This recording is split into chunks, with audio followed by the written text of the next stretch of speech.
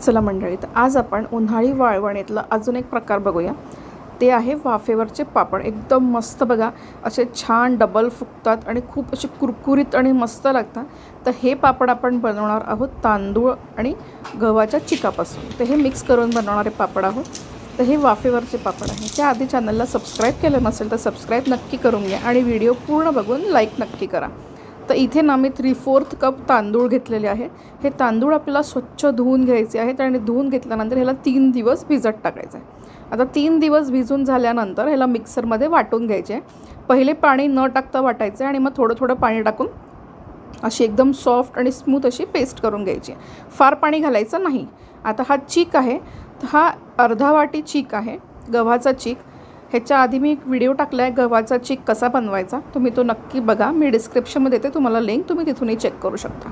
तर हे दोन्ही पीठ आपण मिक्स करून झाकून ठेवून द्यायचं आहे. जर थोडं जास्त पाणी असेल तर ते वरती येईल आहे आणि ते वरचं आलेलं पाणी आपल्याला फेकून द्यायचं आहे. आणि अशा पद्धतीने हे थोडंसं घट्टसर झालं आहे. आता ह्याच्यात चवीनुसार आपण मीठ घालायचं आहे आणि ह्याला मिक्स करून घ्यायचं आहे. आता मिक्स केल्यानंतर पहिला पापड टाकून बघायचा. जर का तुम्हाला वाटलं हा खूप घट्ट आहे तर थोडंसं 1-2 चमचे पाणी टाकू शकता. इथे मी गॅसवर एक गंज ठेवला आहे. गंजामध्ये थोडंसं पाणी ठेवलं आहे गरम करायला. आता अशी एक प्लेट घ्यायची आहे. प्लेटमध्ये एक छोट्या चमच्यानी टाकायचं आहे पीठ आणि ह्याला अशा पद्धतीने गोल गोल फिरवून घ्यायचं आहे. आता जर हे थोडंसं घट्ट झालं आहे त्याच्यात मी नंतर पाणी टाकेल. तर हे बघा, ह्याला चमच्यानी पण तुम्ही अशा पद्धतीने फिरवून घेऊ शकता. हे छान पसरतात. हे बघा, हे अशा पद्धतीने. तर हे छान असे पतले करून घ्यायचे, पातळ करायचे, फार जाड नाही करायचे. आणि अशा पद्धतीने हे करून झाल्यानंतर ह्याला वाफेवर ठेवायचं. आता पहिलेच्या काळात ना ह्याचे साचे मिळायचे. माझी आजी करायची, मामाच्या घरी माझ्या घाट असायचा हा, ह्यांच्याकडे जास्त पापड लागायचे.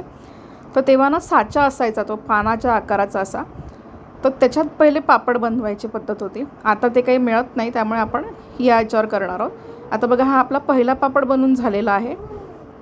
आता पुष्कळ लोकांना याला पाण्यात घालतात थंड करायला आणि पटकन निघायला, पण त्याची चव जरा बदलते, त्यामुळे आपण तसं काही करणार नाही आहे. हे असेच इझिली निघतात. फक्त याला साईडचे याचे कोपरे जे आहेत ना ते हलके हलके सोडून घ्यायचे. आणि हे बघा, आपला एक पापड बनून तयार झाला आहे. आता बघा, मी त्यात थोडंसं पाणी घातलं होतं कारण माझं ते पहिलं फार घट्ट झालेलं.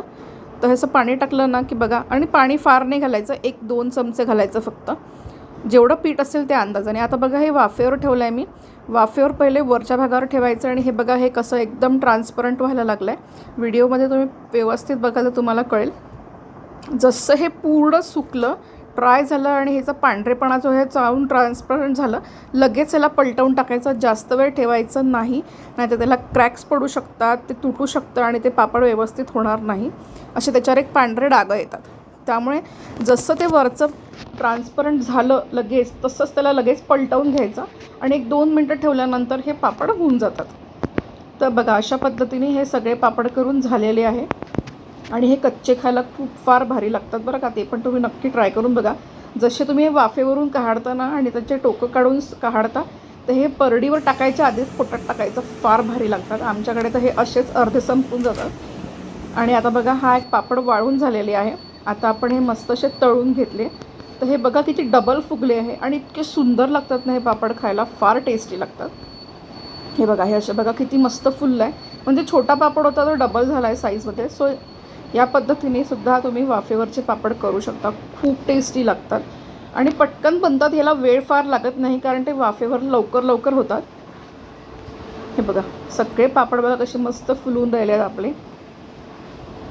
ते बघा, एकूण एक पापड आपला छान असा डब्बल झालेला आहे आणि मस्त कुरकुरीतसुद्धा होतो. तर हे बघा, असे पापड आपले बनवून तयार झालेले आहेत. आता हा पापड किती कुरकुरीत झाला हे मी तुम्हाला स्टार्टिंगलाच दाखवलं आहे, पण तरी एकदा परत दाखवते.